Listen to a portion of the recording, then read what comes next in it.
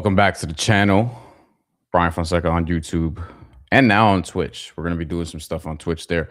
There's going to be more to come here in terms of organization and an actual weekly live show that is being not planned, but it's going to happen. It's just going to be a month from now, maybe a little bit less. Just working on some back end things, some production things, and things of that nature. That's why you haven't seen me here for a while. Also, just been busy, just been very, very busy.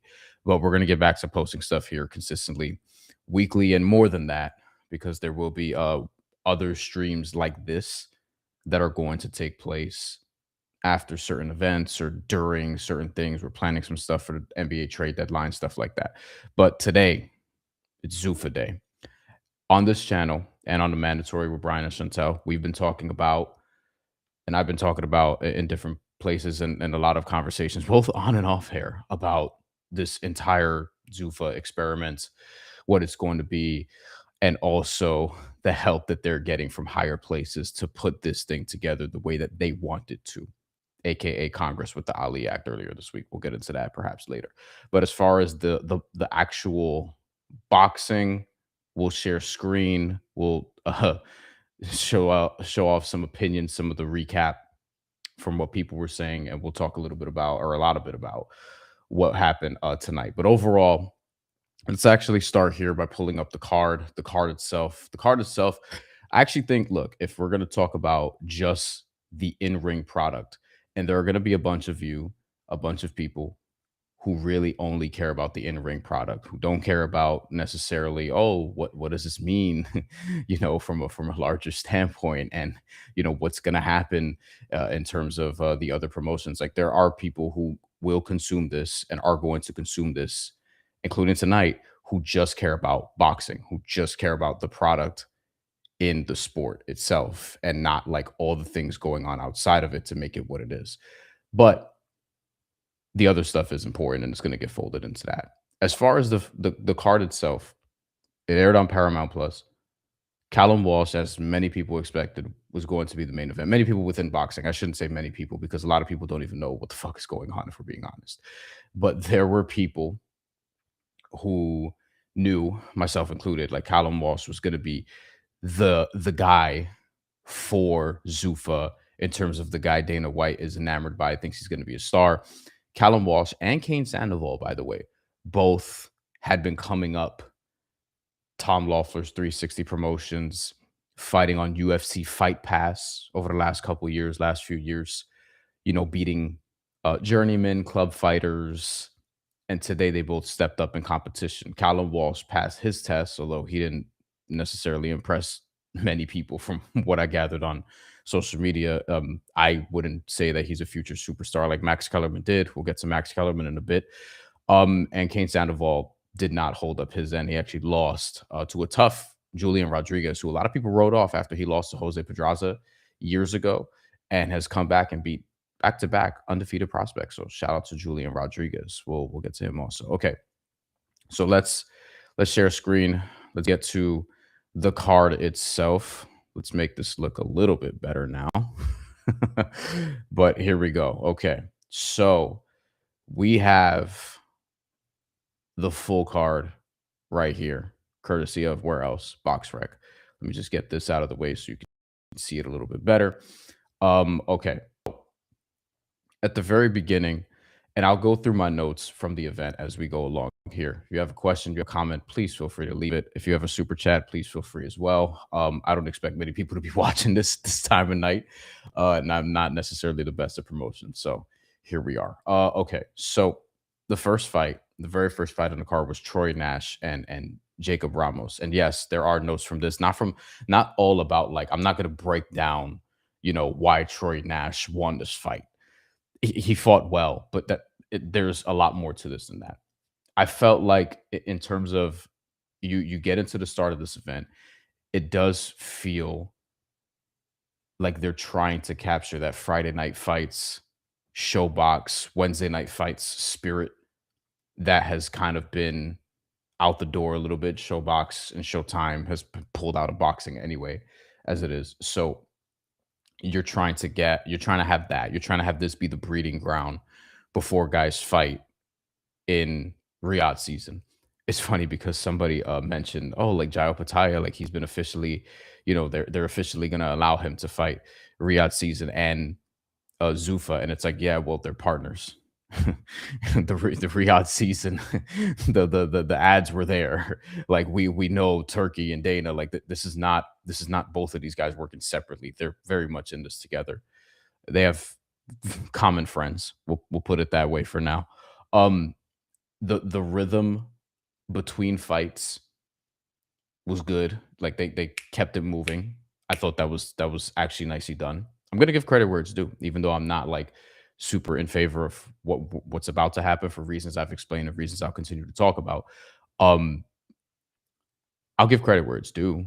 Like there was a good job in terms of the production and in terms of the rhythm and like not having, as Dana White says, podcasts in between fights, which is pretty funny, admittedly. There's not a lot of time wasted between those fights. Downside is to that, and something that I'm wondering how they'll adjust on because it's their first event. You might need a little bit more narrative building for some of these dudes because if you're like a diehard boxing fan and you're locked in. You went into this, and let's be honest, that's mainly who's going to be watching these. And some MMA fans will obviously give this a shot because it's under the TKO umbrella. They like the UFC. They may even like WWE. So it's like, okay, I'll give boxing a shot, even though they probably don't know these guys like that. And that's not a knock on them. It's really just has more to do about boxing and where boxing is right now. But if you look at how they're building up these guys, you may need to educate people a little bit more because even the diehards, like the diehards, if you go into this and you really are locked in on boxing, you don't know every single person on this card like that. Like, let's be honest here. You definitely know Callum Walsh, you know Cain Sandoval. If you're like really, really locked in, you know Julian Rodriguez, you know Carlos Ocampo. You at a minimum know Carlos Ocampo from his fights with Errol Spence, from his fights with Sebastian Fundora, so on and so forth. You probably know Omar Trinidad, who's also fought on those 360 promotions cards that I was talking about in UFC Fight Pass with Cain Sandoval, with Callum Walsh. You probably know Floyd Diaz from Top Rank. You probably know Robert Merriweather from multiple stops. You know, you've seen him on like ESPN prelim. You've seen him on Pro Box. You maybe have seen him on a PBC prelim back in the day because he's kind of made the round, so to speak, and landed with Zuffa. And he's the type of dude who will probably benefit from this a great deal. But outside of that, like I can't really assume. I'm not going to assume that you just know all of these dudes. So there is going to be some narrative building. I think that will be needed here, and they did some of that with brief video packages and whatever. And honestly, with the first event, like I think that's fine. Like I think ultimately, as you build more winners and you kind of weed out the guys who are taking losses, like yeah, this is probably going to come as part of the territory. But something that I felt like was worth pointing out, regardless. Okay, so if you look at the other thing that really stood out to me once we get to fight number 2, excuse me, once we get to fight number 2, everyone's wearing the same trunks, and this was a theme that persisted throughout the event. Everyone's wearing the same trunks, so it's like, you know, UFC at one point, you could get sponsors, you could have, like, Monster Energy here, you could have, you know, whatever energy bar here, you could have, like, Tap Out, whatever, like, you could have all these different things, and then eventually they were just like, "Nope, these are your trunks," or you could pick, like, from a set or whatever. If you're a champion, you get the gold and, you know, stuff like that. Here, it's kind of the same thing. You get like Zuffa logo, you get the flag where you're from. I'm gonna be honest, like when I saw only American flags in the beginning, I was like, is everyone gonna be wearing American flags? Because if that ain't a signal. But no, you see, like, you know, you had the Mexican fighters with their Mexican flag and so on and so forth. And I think that's, you know, that's fine. That is what it is.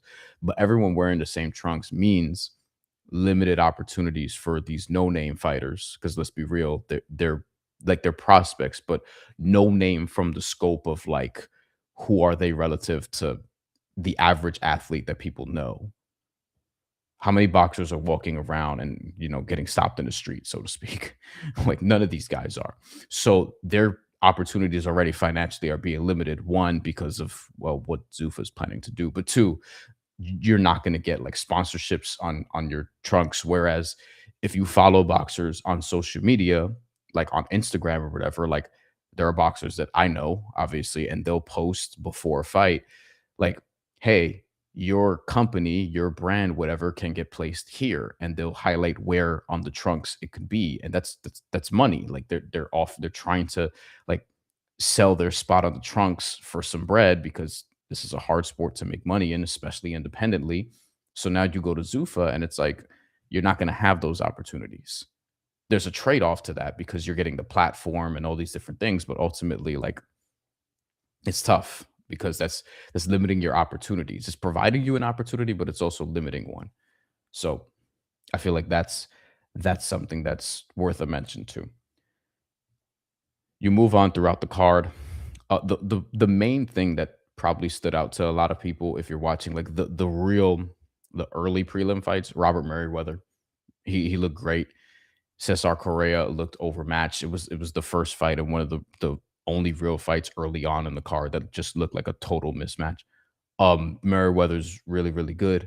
If he does have some, like if he does grow into his power, because he's still really, really young.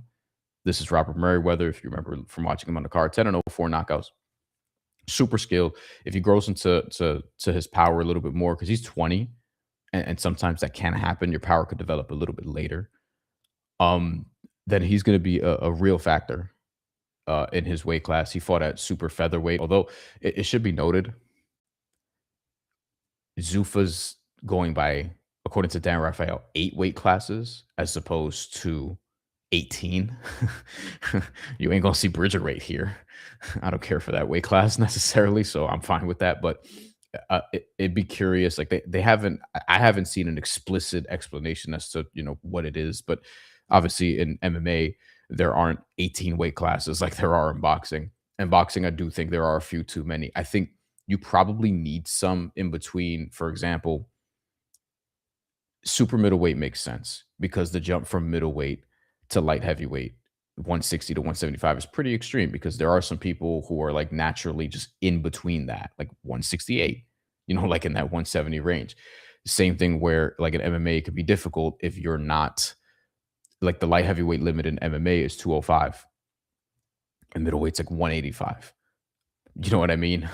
Welterweight 170. So it's hard to, like, if you don't have a range in between 185 and 205, like that's a big jump to make, like a really big jump, right? And then after above 205, you're at heavyweight.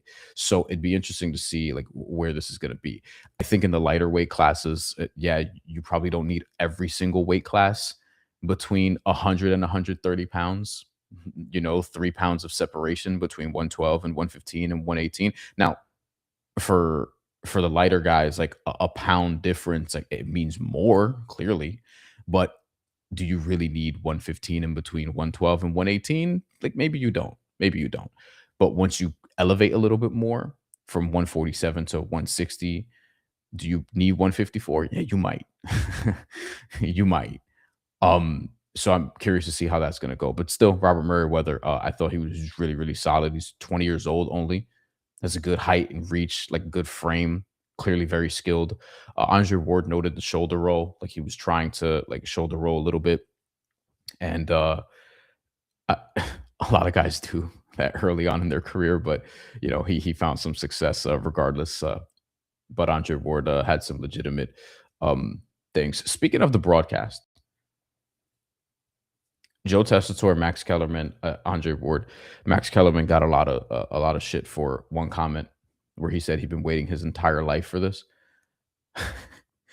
The guy who has been at so many ESPN and HBO broadcasts and has had his own show on multiple platforms, multiple different shows covering boxing, obviously, and has done every big fight, or not every, but a ton of big fights in his career. And it's just weird, like the pivot he's made to this and becoming somebody who's really just really like overselling Zuffa and overselling Turkey and overselling like this entire conglomerate that he now works for, Ring.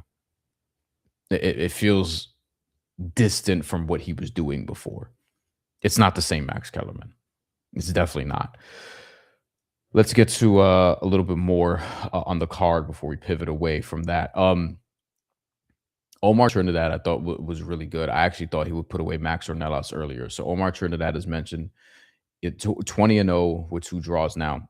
One of the draws was against Lorenzo Parra, and this was on one of those Tom Loeffler cards I was just talking about on UFC Fight Pass. This was in August. So Omar Trinidad was in the main event, as a matter of fact.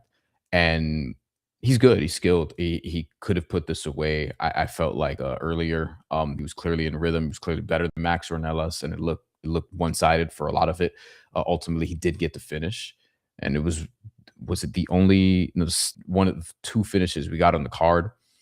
Um, as far as the performance itself, though, I mean, you saw that he applied pressure early and then kind of sat back, and it looked like this felt like a theme throughout the night. Like some of these guys, and a lot of whom were young, it felt like they were once you have your opponent in trouble, it felt like you're just looking for one shot after that instead of just like putting them together.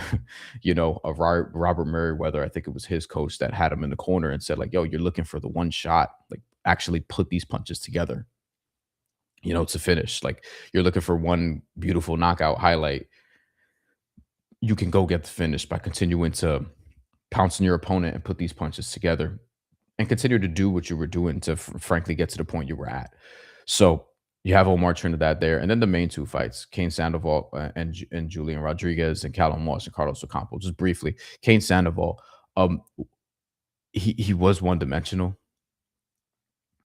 If you've seen him on UFC Fight Pass, he's been match made really well leading up to this, but at the same time, like it's one of those styles that you could run into somebody who's experienced, who's game, who could take a shot and they can clip you. And Julian Rodriguez won this fight primarily on the back foot. Cain Sandoval was pushing forward, but he was getting hit too damn much. Where's your defense? Gino Rodrigo, who's tough, is who he beat in his last fight. Gino Rodrigo actually knocked out Matthew Gonzalez, who I know, who's from my neighborhood in New York City. Matthew's a good dude. He just got rocked in that fight. And look, it happens. Gino Rodrigo's tough. He stepped up, fought Cain Sandoval. Cain Sandoval knocked his ass out. And he was winning in that fight, and that fight was intense. That's for sure. But like that's what it is with Cain Sandoval. Like if you see here, like there's not somebody who's gonna push him over the course of his journey to this point, like Julian Rodriguez did. And Julian Rodriguez is coming into this fight with the win over Avius Griffin, which was an upset win. Avius Griffin, who has a deal with MVP Promotions, Most Valuable Promotions, not MVP Promotions, NV Promotions, I suppose, which is obviously Jake Paul and Akisa Badarian. And Avius Griffin here, he was the favorite going in, and Julian Rodriguez, excuse me, knocked him out after getting dropped earlier in that fight in the 8th round. Um, a lot of people probably thought he was done after the Pedraza loss, and he came back after 2021 and put it together, and he's been on a hell of a run ever since. He also pleaded for a bit of more. I don't even know if I can play that, but because obviously I don't want to get flagged. But he did have some interesting post fight comments. And then the main event: Callum Walsh, Carlos Ocampo. Callum Walsh is clearly very talented. He's also not like A plus plus plus prospect, and that's okay. I just don't think you need to tell us that he is. Like Max Kellerman said, he could be on top of the world at some point, or whatever he said. Like it was something to the effect of he could be like one of the very best in the sport. And I don't know anyone in boxing who truly sees that, like truly sees that. Dana White sees that. I mean, he's watched him on Tom Loeffler cards, come to the Madison Square Garden Theater, see the Irish fans rally behind him. He has a great fan base, obviously, because the Irish boxing fans are fucking awesome. Having been around them for different fights, I've seen Michael Conlon, for example, and obviously Katie Taylor. Like Irish boxing fans are the shit. They're great. They're going to support the shit out of Callum Walsh, and that's part of this. But Callum Walsh, like, you do see some warts as he steps up in competition. Now you would say, hey, that should be the case for somebody who's in his now getting into his mid 20s, who's 16-0 with 11 knockouts, who's going to be positioned, I think, to be the Zuffa champion at middleweight, who's moving up, by the way, from 154 to 160, because I don't think there's going to be a 154 in Zuffa. And he said he was watching Joe Calzaghe, which is interesting because one, I think Joe Calzaghe is awesome, awesome fighter to emulate. Joe Calzaghe versus Jeff Lacey to me is one of like the five best performances I've probably ever seen, 5 or 10. In recent years. I'm not talking about like comparing him to like the entire history of boxing. But like it's one of my favorites that I've seen in the recent, what is that, 20 years, last 20 years, within the last 15, 20 years. Joe Calzaghe is great. And also similar stance. I wouldn't say Callum Walsh is the same level of speed, has the same level of speed or range management. You know what I mean? Distance control and things of that nature, the accuracy. But, you know, um, it's a hell of a fighter to emulate. Hell of a fighter, as Floyd Mayweather would say. Carlos Ocampo drops him in this fight now. It's just his glove did touch. To be fair, Callum Walsh's glove did touch, but it wasn't like he caught him with a check left hook and left him off balance. It wasn't like, Ishida and James Kirkland, where he caught him in the beginning. And, Max Kellerman back in his prime, he is hurt, Jim, like it wasn't that. But he got dropped in that fight. And Carlos Ocampo, of course, gets a point deducted. He was pissed about that. Ultimately didn't have any bearings on the decision. So you have two 98-90s and a 97-91 for Callum Walsh, which is about what many of us expected. I thought Carlos Ocampo would get a couple rounds. He did. I thought he won three tops, something like that. Um, Callum Walsh, I think, was obviously like he won damn near every round against Fernando Vargas' son before this on the Canelo Crawford co-feature. He probably shouldn't have been the co-feature for that. He probably like you could put him on the main card, but I don't know about co-feature for that fight. There was Lester Martinez and Christian and Billy before that probably, But regardless, he's moving at the rate that is good for Zuffa, and I'm positive that we're gonna see him in the spring, one of these main events. I don't know if like maybe we'll have a Zuffa title by then. Maybe they'll go the tournament route. I don't know how they're gonna go about that.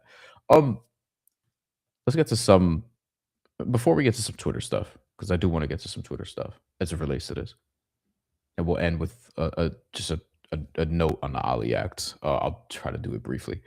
Joe Tessitore, Max Kellerman really raved when Ocampo was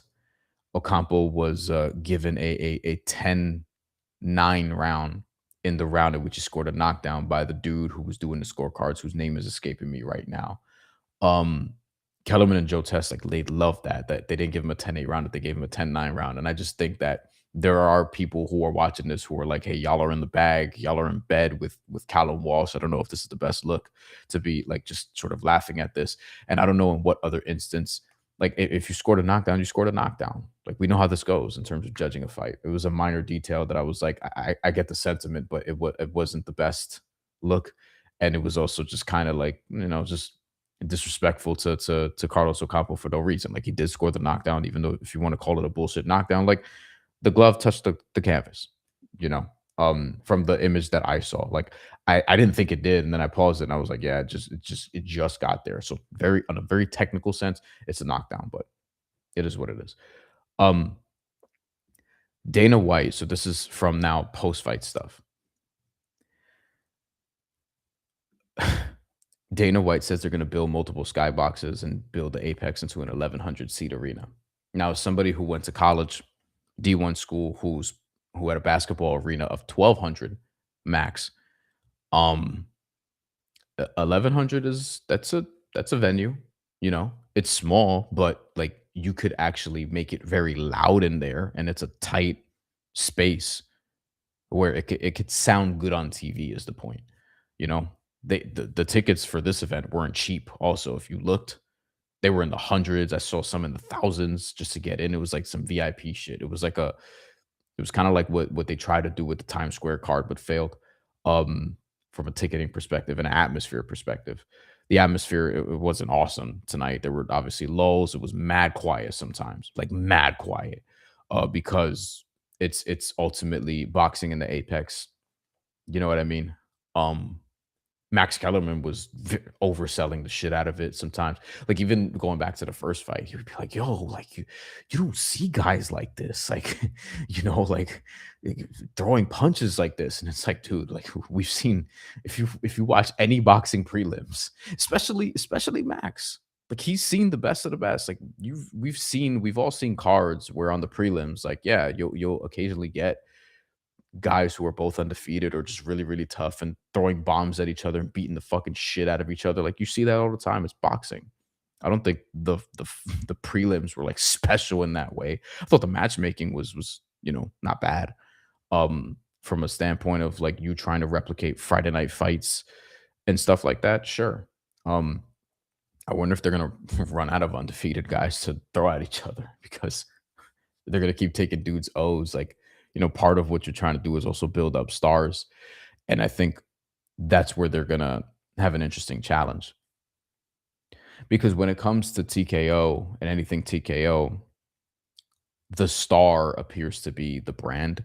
Like when you watch the very first Zuffa ad, and I would play it right now, but I don't want to get flagged. And Max Kellerman's doing the voiceover. God, mm, he's so different now. He's doing the voiceover and they're talking about like who's going to save boxing or whatever, whatever. And it pans to Dana White. And it's like, it did show like Jaya Pataya and Callum Walsh and I'm forgetting who else. And he's basically like being positioned in this way where he's going to be the savior. And it's like, yeah, the star of Zuffa Boxing is going to be Dana White. Like you can develop Callum Walsh into something. We'll see if Jaya Pataya becomes like a bigger star, but the star that they're going to develop is Dana White ultimately. The people have been saying the UFC has a star problem for years. There are some stars, but not nearly as many as there were 10 years ago when it felt like UFC was like at its peak. You know what I mean? Now it's in a weird place, and Dana White seems to have more enthusiasm for this nowadays than he does for the UFC. And boxing has some stars, but has been had a star problem. And, you know, there are gonna be a whole bunch of different ways for Zuffa to try to curate their own, but ultimately what they want is they want Zuffa and Dana White to be the star. They're not gonna want anyone to sort of outshine the product. It's why you're not allowed to wear your own sponsorships in your trunks. It's also why they're starting with prospects on the ground floor, why they're also starting with USA Boxing on the ground floor, why they're trying to do a partnership with them because they want to funnel all the prospects to have to go to Zuffa because once they activate their UBO, now I'm getting into the Ali Act stuff. Once they activate the UBO stuff, or once that gets passed through the government and signed off on by the president. And obviously, if it gets to that point, it will because the president is Dana White's man's, and they're going to be able to just run things the way that they want to for various different reasons. Um, not the least of which is well, if you're going to get rid of the club boxing scene because you're going to make it harder and harder for club boxing promoters to be able to fund it, then they're not going to have a lot of options then, are they? So people are hoping that all the prospects turn to Zuffa for their development and they can do what they do there. Yeah, it's a lot to that. Like you need a lot of testing. It's just and the testing's not the bad part, but it's just very, very expensive. And yeah, it's gonna be tough for club boxing moving forward, is what I'll say. Very tough. We explained more on that in the mandatory this past week, by the way. So if you want like a deeper explanation as I go on about Zuffa here, then you could watch that. That was from yesterday, actually. Thursday night by the time or Thursday afternoon by the time you're watching this. Um So we have Dana White talking about the skyboxes, building the Apex into 1,100 seat arena. We'll see, how that goes. And let's get to the Twitter stuff because there were some good things here. So Paul Magno, who actually wrote a column after an interview me and Chantel did with Lou DiBella. This was a almost 3 years ago at this point, about a lot of the things Lou DiBella was saying. Lou DiBella actually commented on this, and I just thought this was interesting. I think this is something that, like, it is worth a discussion. The point of it, not necessarily who's making the point. That's not the most relevant thing here, and it's no disrespect. That's not what I mean. But you'll see. He says Zuffa Boxing will fail. I don't see a lot of people saying that. So I was like, okay, what does this mean? Zuffa Boxing will fail even if they achieve a monopoly. TKO's motto is to sell the brand, not the star. Boxing is a star driven product. Nobody's tuning in solely for boxing. That's all the space I'm given on Twitter to talk about it. Lou DiBella, people said the same about boxing after dark. And he invented boxing after dark. And boxing after dark was awesome. It was the shit. It was great. It was on HBO. You would get, and I should have probably mentioned them also in the Friday Night Fight space. I felt like they were a level above that. But yeah, you would get like prospects. You would get like up and comers. You would get champions who didn't have a big name. Like, you would get great fights on Boxing After Dark, fun fights on Boxing After Dark. It was also a better time for the sport. But we'll continue. He says people said the same thing about Boxing After Dark. I disagree. Stars matter, but they can be built. It's about quality, honesty, competitiveness of the boxing product. And Paul respond, but bad fed. Oh, bad. My bad. Boxing After Dark fed from boxing fans in a much healthier boxing environment. Yes, who knew the names and were excited about the matchups. Zuffa is pretty much starting from scratch. TKO has been a failure at making stars and even dulled stars in UFC and the WWE, in which they inherited. As somebody who at least used to watch WWE religiously, I still watch.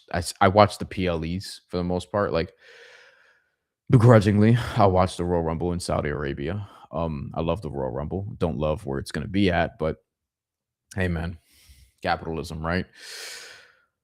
So basically, you have the um, the Saudis in bed with the entirety of TKO, and you have obviously TKO is just one big conglomerate that wants combat sports. And I keep telling people to pay attention to this because they have the WWE, they have Zuffa, they have the UFC. They want to control everything and they want to feed everything through their monopoly. That's what they're trying to build and will probably be successful in doing it once the new version of the Ali Act goes through Congress and they're able to execute this vision the way that they want to. So I do think that it's a worse time for boxing now. To Paul's point, um, and this is where Zuffa is going to have an interesting challenge. But it's also like, I don't know if they care about boxing being in a healthy space. I think they mostly care about Zuffa being in a healthy space. So that's pretty much where we're at. We have IFL TV talking to Eddie Hearn, who says he thinks there will be a revolt from the UFC fighters, discussing how Zuffa Boxing and Dana White ahead of their first show tonight, so this is earlier today, predicts a revolt from UFC fighters due to purses. Thoughts? Watch our full interview with Eddie, and here's what he had to say. I'll play this 40-second clip. Hopefully I don't get banged for it. I think, and I've said it before, I'll say it again, I think Dana White, TKO, Nick Khan, all these people in boxing is great for boxing. These are very experienced, very powerful people, and they've seen an opportunity. I think one of the really interesting things when I look at the business is going to be how the UFC talent roster react to the amount of money that these guys are paying fighters. I think there'll be a revolt from the UFC fighters, to be honest, because I think they'll be thinking, why are we making so much less than the boxers when the show and the business and the revenue is so much higher? So yeah, it'd be interesting. Eddie's really smart. I don't know if this is going to happen though, because one, very important, I don't know how much the boxers are going to be making. Like, maybe it'll start off at a certain high point and then from there we'll see how that ages. But I also don't like, if UFC fighters revolt, and this is part of having a monopoly, where are they gonna go? Where donde está Bellator? You know what I mean? Like, where's PFL? PFL is about to have a leadership change, and they might go under in, I don't know. Luke Thomas has said like maybe a year. They seem to be on their last legs. Did you even know they're still with ESPN? One championship. Don't know how much longer they're going to be in MMA is another thing Luke Thomas says. Um, if you just look worldwide, like that, it's different, I guess, in Europe to some extent, where MMA has appeared to grow a little bit. But where's like if the UFC fighters revolt, what are they going to do? Are they gonna, like, unionize? Are they gonna start their own promotion? Are they gonna like, what does that even look like? Like, I don't even know what a revolt means. Is it just like a walkout on the UFC, on the company? I mean, sure, but, like, when have they done that before? Like, in covering fighter pay, the people who really talk about fighter pay are journalists, some fans, some content creators, more than the actual fighters. And this was the whole thing about even the Ali Act portion, as this gets weaved into this continually, and it should be because they're intertwined. People like Luke Thomas, John Nash, Sean Zattel, and other people in media, myself included, obviously to a lesser extent by reach, but like are talking about, hey, this is going to screw over boxers. But boxers themselves aren't really advocating for themselves on this. Like, who took the stand, at the house? Like, who's at which boxers at any of these hearings? Which boxers actually speaking out about the Ali Act? Like, who's fighting against this, right? So ultimately, you kind of just put up your hands and be like, all right, if y'all are just gonna roll over and be cool with this, I think it's because fighters are just conditionally more individualistic compared to other athletes by the nature of what they do. And as a result, you have all these different scenarios where it's just every man and woman for themselves because it's kind of been the nature of the sport. And honestly, the sport itself and the culture of the sport itself and the organization or lack thereof of the sport itself has a lot to do with that because, there are no unions. There are barely protections. It's very difficult to make a living. Like we look at the money that boxers make compared to MMA fighters, and boxers like, oh, they make more, and it's really at the top level, yes, at the mid-tier level, perhaps, but it's not like these boxers are rich either. Like a lot of boxers, even like there have been champions who have had second jobs. You know what I mean? World champions who have had second jobs who are fighting barely making six figures in a fight, and that's pre-taxes. You know. Let's continue. Uh, I don't even know if we can. It's 10 seconds. Fuck it. Let's go. Here's Julian Rodriguez after beating Cain Sandoval. Dana, I have kids, man. I have kids. I need to eat. We need some money, man. I need to fight. I'm back at the PI on fucking Monday. I want to fight next month, Dana. Let's go. Like, yo. Like, it's crazy. Like, again, Eddie, I don't know, like, how much money these guys are gonna be making, But I respect Eddie, but I don't know. I don't know, man. I don't know how much money they're gonna be making. There's a knockdown also, by the way. I can't play this, but I will pause it here. See, look at the gloves. Look at the gloves. 2 glove touch right on the canvas. That's a knockdown. It's definitely a knockdown. It's 1,000% a knockdown. It's not a devastating one, but it counts. Was there a punch? Hold on, I was muted. Was there a punch that led up to that? Yep. It's like the weakest knockdown possible, but it technically is a knockdown. Last Twitter thing I want to show. Al Bernstein, OG, formerly Showtime, one of the greats, says, I've been announcing boxing for 41 years, and I have seldom said anything on the air about the promotional company of the card, even while sometimes doing pay-per-view fights in which I was hired by the promoter, not a network. So tonight is a quite different paradigm than that. a lot of people on the broadcast, pretty much everybody were like Zuffa, Zuffa, Zuffa, like just over the top with it. And this is what we are to expect. You know, if you want to do Zuffa State TV, you're gonna go there and you'll be okay with it. You know what I mean? Like, and it's unfortunate because like there are people over there who are really really talented, but I don't know if it's the mandate is the mandate or people are just okay with like overselling this. But I don't think Max Kellerman needs to do what he did. You know what I mean? In terms of overhyping this the way that he has. And then he got a response. Look around. Boxing in America is on life support. It's time for a new paradigm. This has been a really good show. I've enjoyed it thoroughly. And look, there are going to be, again, there are going to be people who just care about the in ring product, and that's okay. But just understand there's a lot more to it than that, which is important, which is relevant. I don't think everyone has to care about it. You can live your life the way you want to. I will care about it. And I think it's responsible to do so, especially if you do this for a living. And I do this full time. Okay. I don't YouTube full time. I don't make enough money on YouTube to be doing that. Like, but I do this full time. Like I work at major media outlets and have worked at major media outlets. And I'm at one in particular right now. And I would say another one that's probably more mid-sized. Especially after a bunch of layoffs. And then Al Bernstein replied to the commenter and said, I didn't say that the show wasn't good. And look, I'll close after this on that.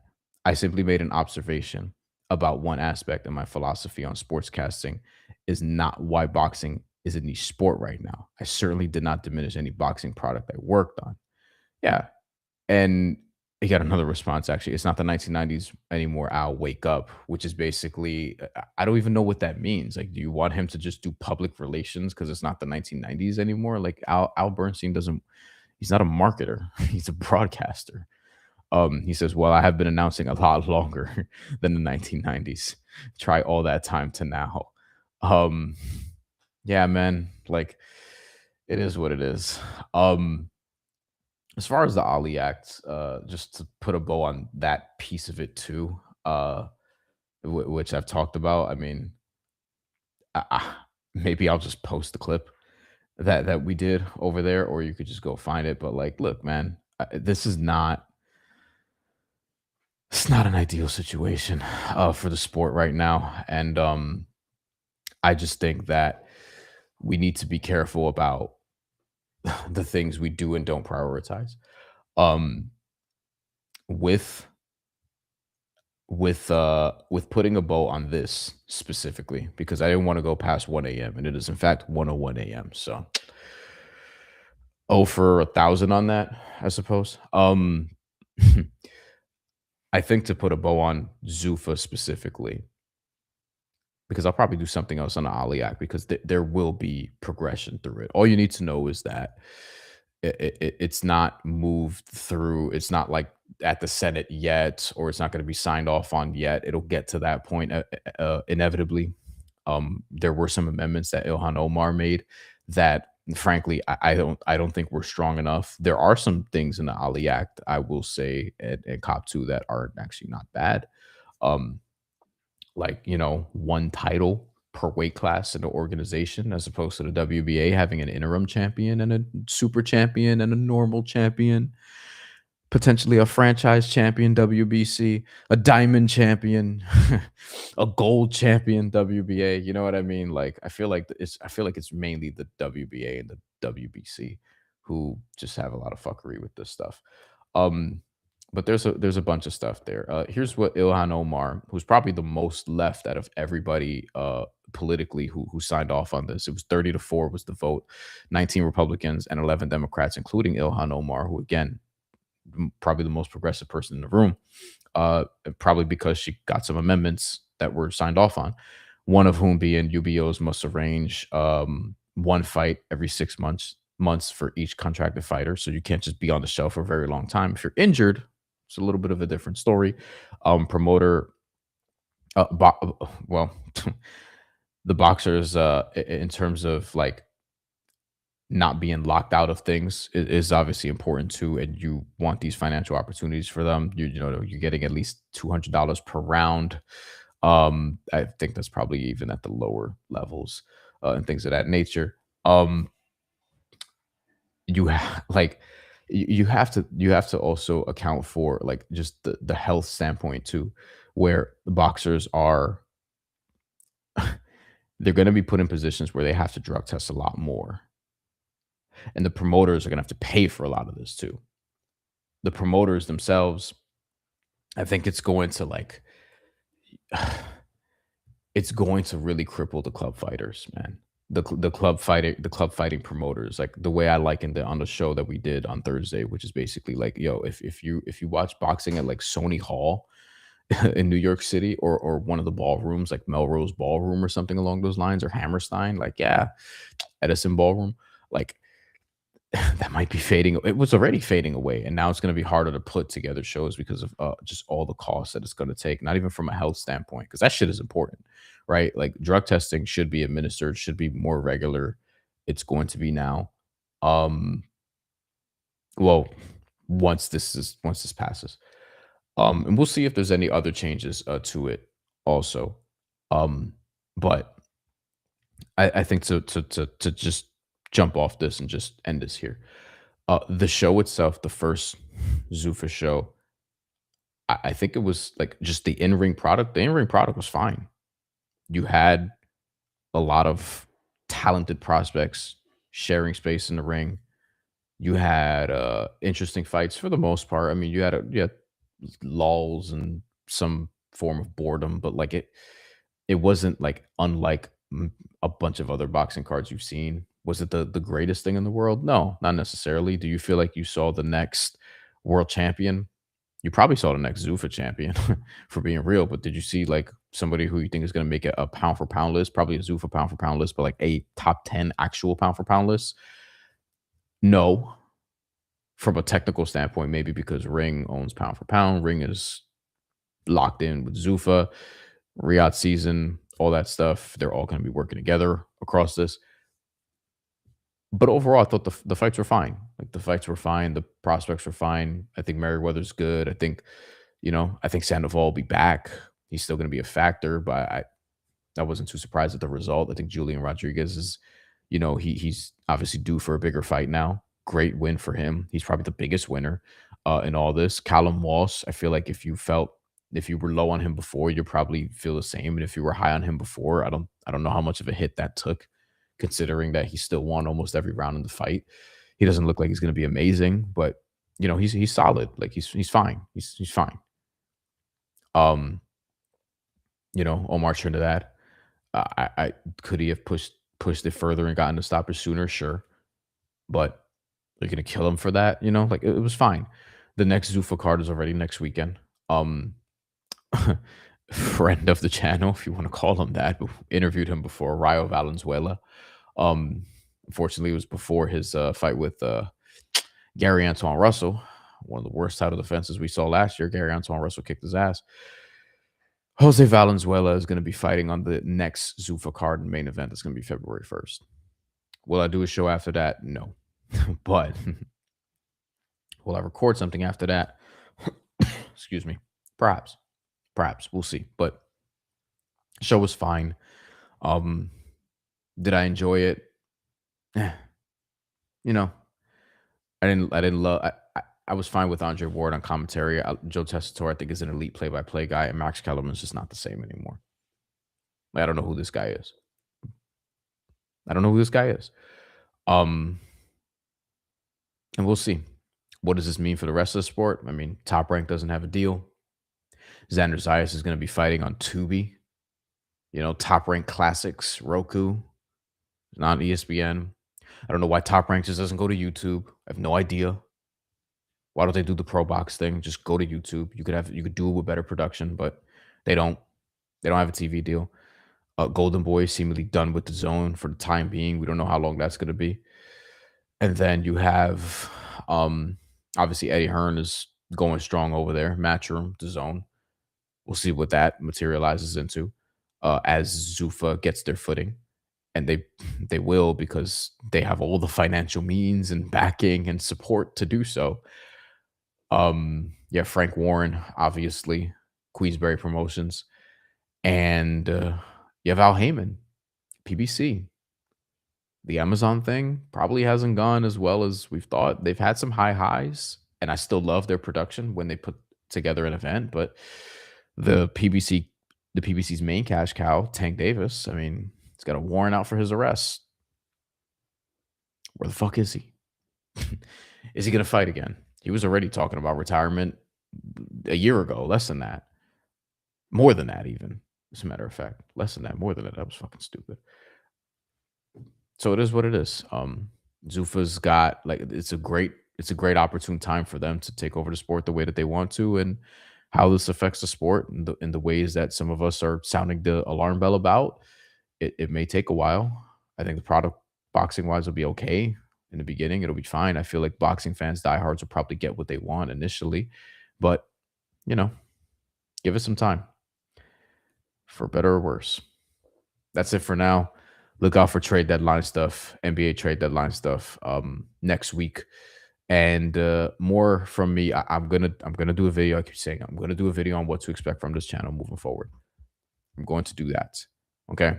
I have to go away for a week in February, business trip, and then after that, I want to start doing the show. I'm planning on doing the show, relaunching it Tuesday nights, 9 p.m. weekly, or 9:30 p.m. It's going to be 9 or 9:30. I'm going to pick one, but that's the plan. And then we'll have one-off shows regardless. It'll be live. We'll have guests, the whole thing. It'll be, I hope, bigger, definitely better. I hope bigger than before. And yeah, we'll just keep plugging along here. So that's it. Take care. Thank you for watching. Drop one if you see this later, and hope you enjoy the weekend.